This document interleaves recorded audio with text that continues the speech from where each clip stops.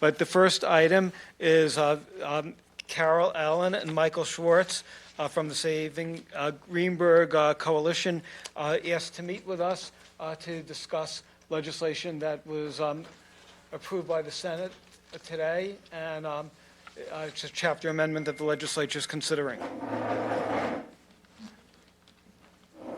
Welcome. Thank you. Good afternoon, everyone. Come on, Carol.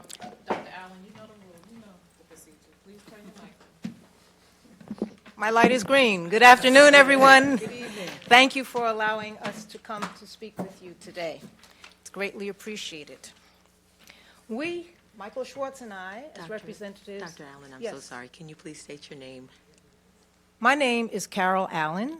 I am a resident of Hartsdale for the past 30 years. I am the leader of the Saving Greenberg Coalition. Thank you. Our coalition has been working for the past year on the problem that the town is facing about the incorporation, a potential incorporation of the Edgemont section of our town. We learned last year that should a referendum occur, there would be no input from the residents outside of the hamlet of Edgemont. And it is our belief, as you all know, that this is undemocratic, that we would not have a say in the future of our town. Edgemont would break away, take all of their tax dollars with them, and the rest of us would be left to suffer the decrease in services, the increase in taxes, and the decreases in property values that would result from losing that affluent section of our town. Over the past year, we've met with our public officials, we have had meetings with the public, and as a result of our efforts, a village incorporation bill was submitted by State Senator Andrea Stewart Cousins, which would somewhat change by updating the current incorporation process. A village incorporation commission would be created, which would oversee that process, and that commission would be charged with making sure that a village incorporation would be in the best interest both of the area that wants to incorporate as well as not negative to the town that would remain behind. This law passed. However, there was a section in that law that exempted the effort of the Edgemont section of town. In addition, a law was written by Senator Skoufis, which would also change the village incorporation requirements somewhat by requiring a fiscal analysis to be done, posted publicly for 90 days before a referendum could be held, and also increasing the number of people that are required to be residents of the town that would incorporate. We were in favor of that change because the fiscal analysis would then be presented to the people of Edgemont should a referendum occur so that they would know what would be the impact on them. There currently is no recent analysis that the people would be able to see. The last date of analysis was approximately 2017. Unfortunately, in the current session, some chapter amendments have been proposed, and as Mr. Feiner has said, they passed through the Senate today and have been sent on to the Assembly. The amendments are disastrous. As stated, they would exempt Edgemont from the provisions of the new law until the year 2040. That would give them an additional 16 years beyond the 6 that they have already been working in order to try and incorporate. Now, Mrs. Tolchin is here today, and she disagrees with our interpretation of the law, but from all of the people that we have spoken with, most of whom are lawyers, this is in fact the case, that Edgemont would continue their effort to incorporate under the current rules for an additional 16 years. We are very upset about that, especially since when we first approached the senator, she said that she could not support doing a home rule for Greenberg because she would have to legislate for the benefit of the entire state, not just for us. And very clearly, this current chapter amendment, which she has proposed, is written specifically to benefit Edgemont to the detriment of Greenberg residents. I can't imagine why she would do something that would be so negative to 40,000 residents, 40,000 of her constituents. only to support the Edgemont Incorporation Committee, which represents at most the 7,500 to 8,000 people that live in Edgemont, and probably a much smaller number of people than that. So we are here today to see what options we can pursue as the coalition and as the town board so that we can try to nullify this legislation that is rapidly going through the state legislature.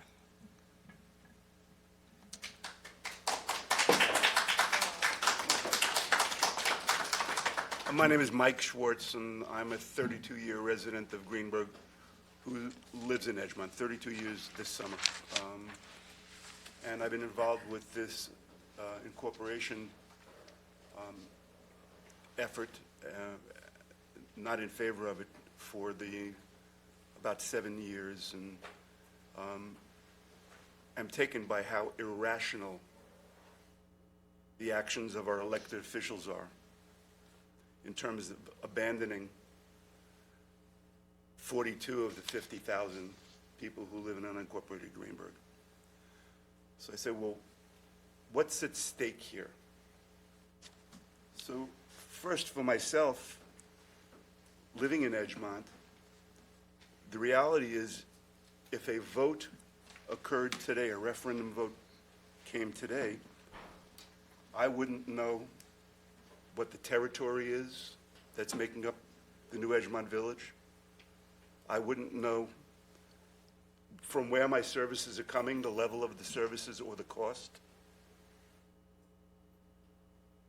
I would have no idea what the financial future looked like, what my taxes would look like, what capital budgets would look like.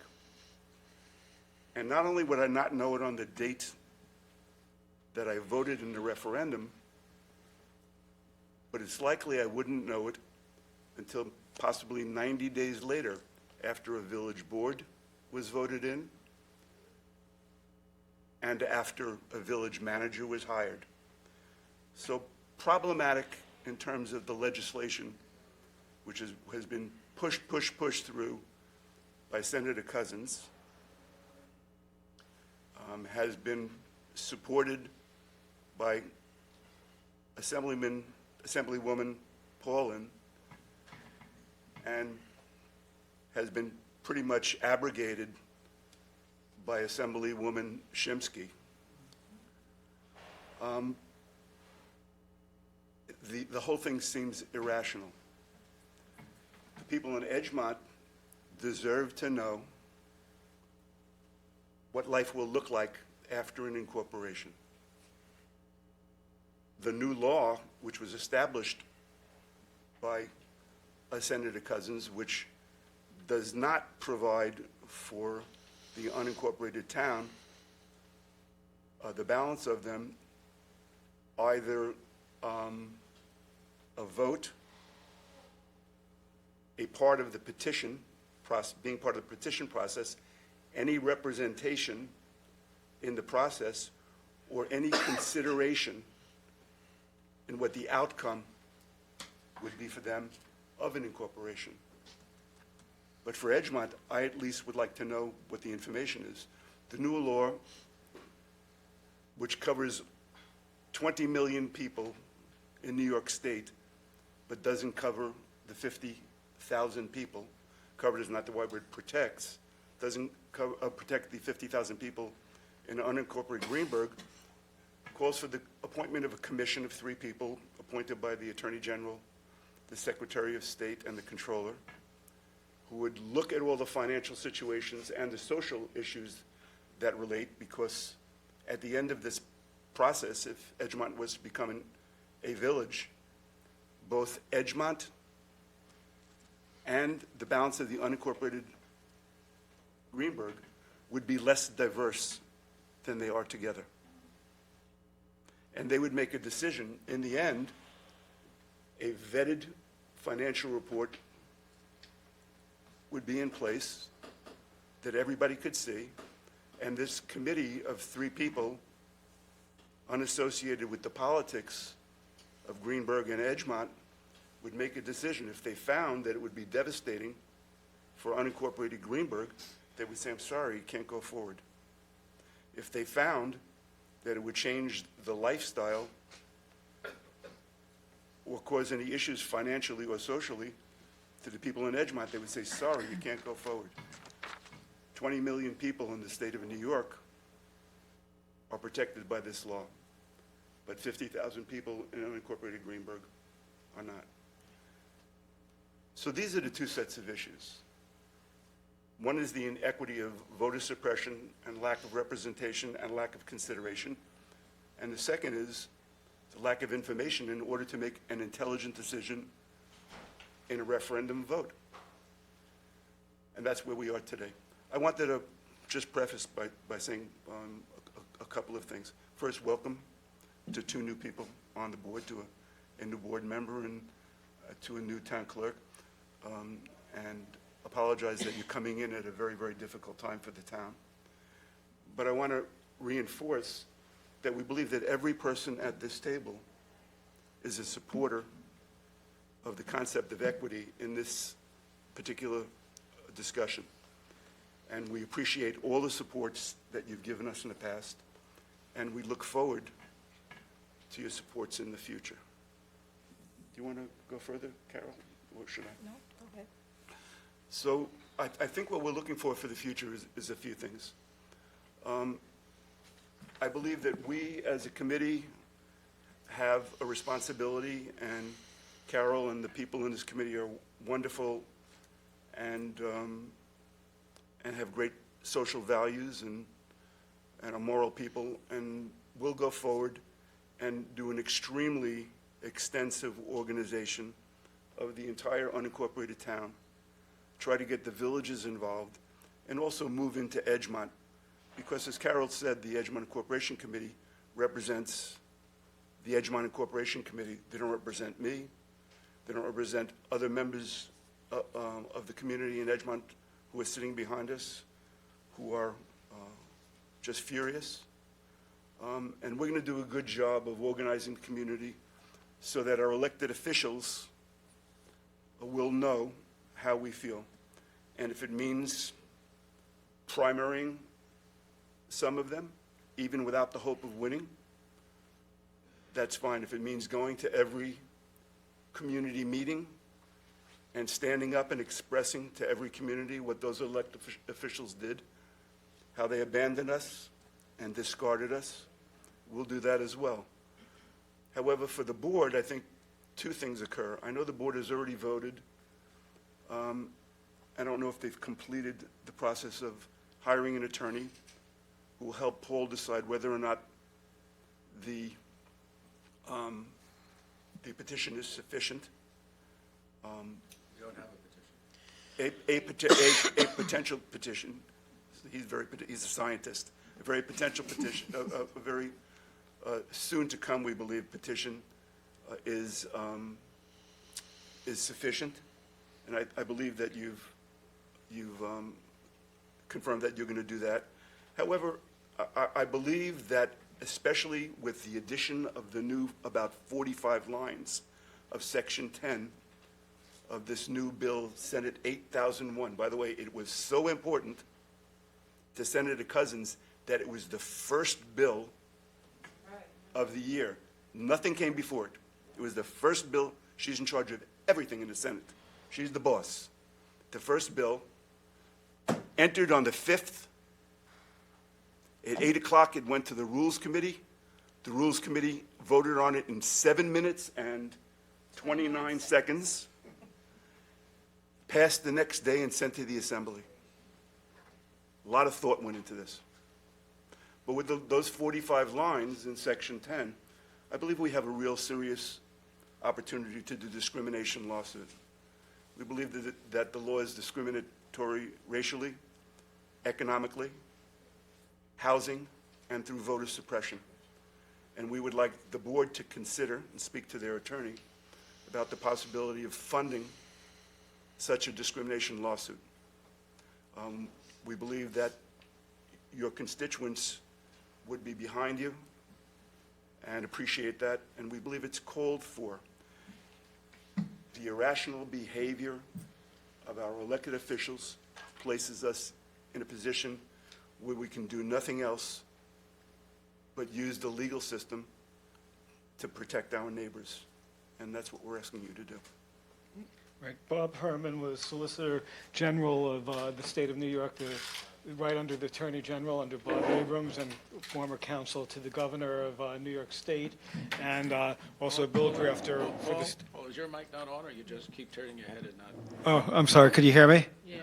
Here. You just have to speak it. Bob Herman, who lives in Hartsdale, was Solicitor General of the state of New York, the number 2 person in the Attorney General's office under Bob Abrams, and also former counsel to the Governor, and a bill drafter working for the state Senate.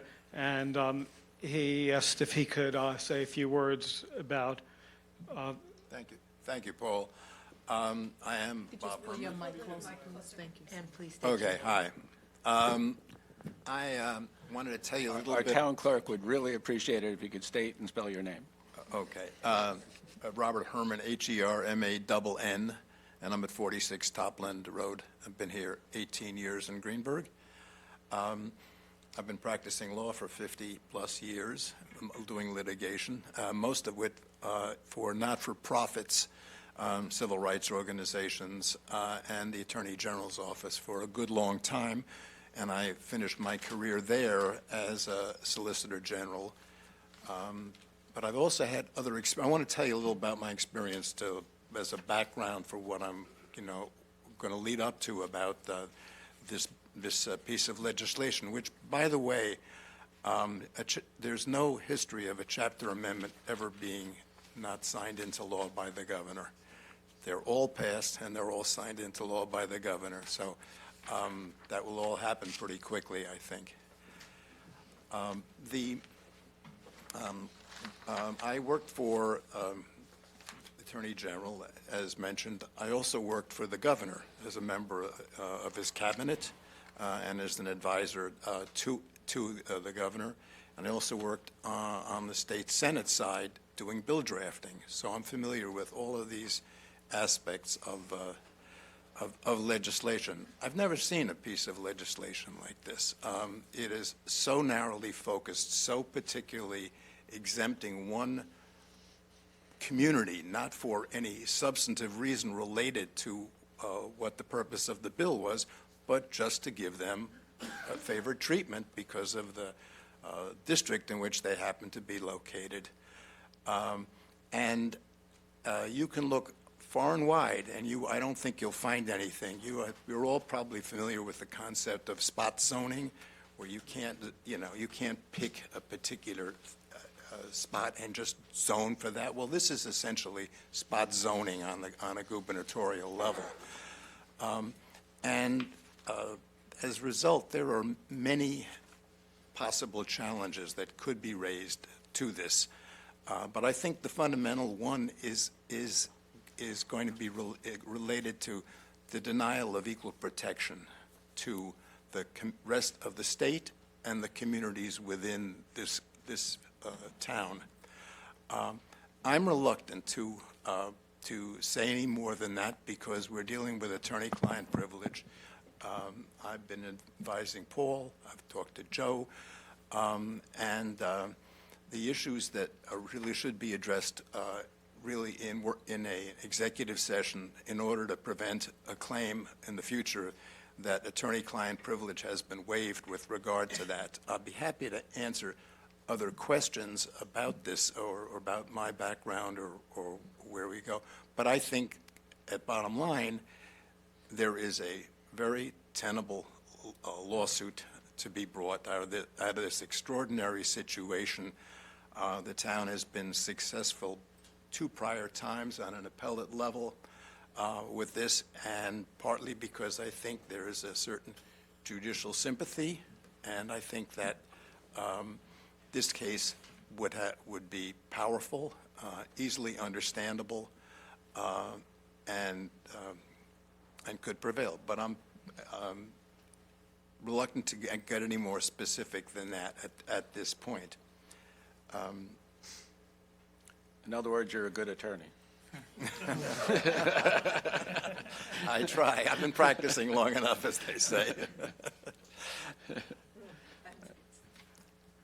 The practicing makes me a little nervous, but So, like- what would the pleasure of the board be in terms of discussions as to possible, next steps? Would we want to discuss this in executive session today?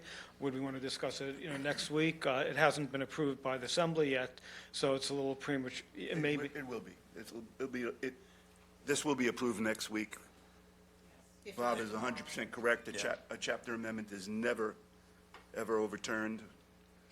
And so this is going to be approved. And I can tell you that it was my expectation from the beginning that this would occur. Senator Cousins took a stance, doubled down, and said, this is where I'm going. I'm not going anywhere else. Doesn't matter who it hurts. This is just what we're doing. And, at some point in time, I think that the community will find out. She had told the town board that she was going to do something, but never said up till 2040. The concern, that I have is the impact on stability for the town, because if basically we have this hanging over our heads till 2040, how could we plan? When you're dealing with budgets, when you're dealing with programs and initiatives, we're not going to know, what we have or what we don't have. If it was like a one-shot option, it would be one thing, but I'm concerned about the stability issues. Well, the governor, in her signing message, didn't mention this. What she mentioned was exempting an entity that had a referendum. They were up to the point of a referendum and thought it would be unfair to then include them. I never envisioned this. This is like a gut punch. I never envisioned the extent that this goes. I thought it was going to apply, as strange as it would be, to an unfiled petition. The current petition that they've been trying to file or saying they'll file, or Paul tells us every 2 weeks it's about to be filed. I thought it was going to apply to that particular petition. I never thought that, and that we're involved in a study right now, which happens to be CGR, which happens to be actually named in the bill as being a valid entity. So there could be no claim in the future that they're not legitimate. I never envisioned any of this beyond it being the next time they file.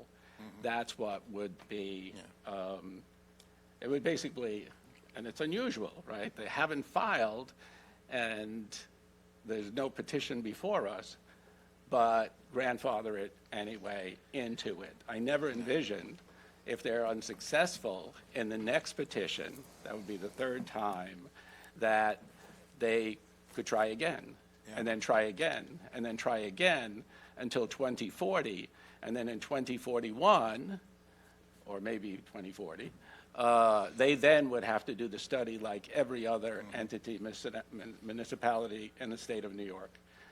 Well, another.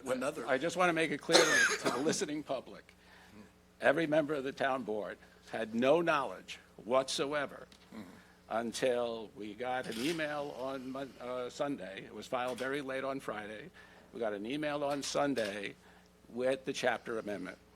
And we read it, where frankly, I'm in disbelief because I don't understand why one hamlet in the state of New York is so protected that the protections that apply to every other entity in the state of New York has to go through what we would believe to be a reasonable process, but not just on the next petition, it's on the petition after that, and the petition after that, and the study that we're doing, we're trying to get done by March 30th, because that's in the bill too.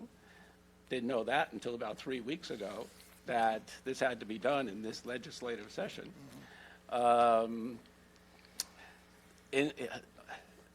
The town can't use that, Paul can't use that as a reason for throwing out the petition if it shows that there's a negative influence, impact on Edgemont and/or the remainder of the unincorporated area.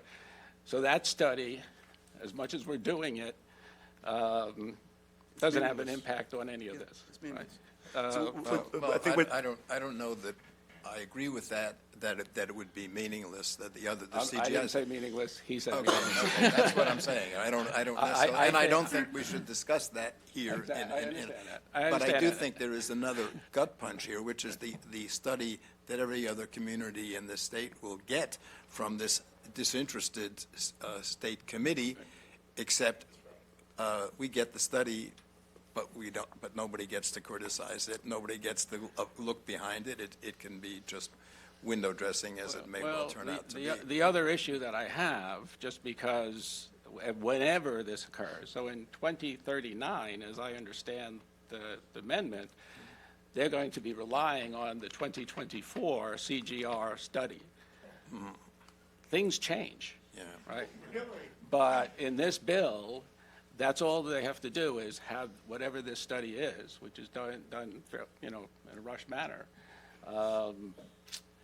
I tell you, I am absolutely stunned, and just saved me a lot of emails. I knew nothing about this until we learned on Sunday the extent that this was, and that it didn't just apply to the next petition that they file, but any petitions they file for the next 16 years. So Francis, would you recommend that the town board meet with Joe in executive session to consider, legal action as was suggested? Well, I'm one vote, but I would suggest that's a good. Would that be sort of the consensus of the board to work with the town attorney? The consensus of the board to meet in executive session, and whether we should meet in executive session. It should be more than a consensus. It should be a vote. Yeah.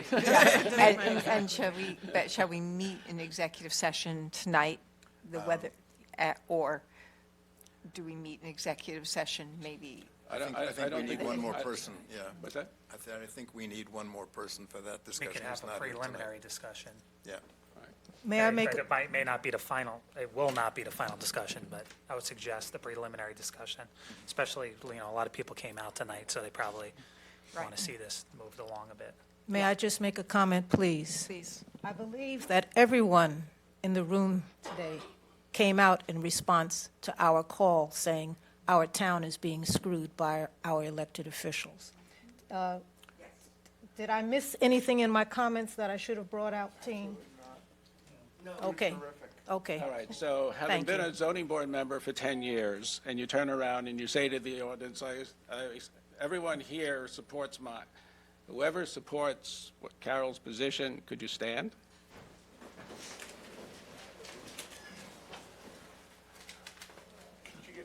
Yeah. What's that? I think we get the message, right? The overwhelming number, and, there's somebody here from Senator Cousins' office, obviously, but she's not going to take a position. Two members of the EIC are in the back. Are in the back, very good, thank you so much. I would also add that. I'm sorry, Mr. Simon, you have to come up. You're going to add that on a night where trees are likely going to fall, But- all of you came out anyway. Right. Yeah. An ancillary negative effect of what Senator Wait, Cousins. can you please Walter indicate? Simon. State your name, Walter please. Simon, I'm a member of the Saving Greenberg Coalition. And? An ancillary effect to what Carol correctly pointed out is a negative effect on our school system, because if the town is decreasing services and increasing taxes, that is not a conducive environment for the school to budget or the school to raise a bond. It's not a direct effect, but that is a hostile environment for the school districts. That's another effect. Thank you. He didn't want to say he's on the planning board because he's not speaking for the planning. Right. Great, so, What's that? thank you. So, Thank you all for everything. We appreciate your support. Right, thank you so much. Thank you.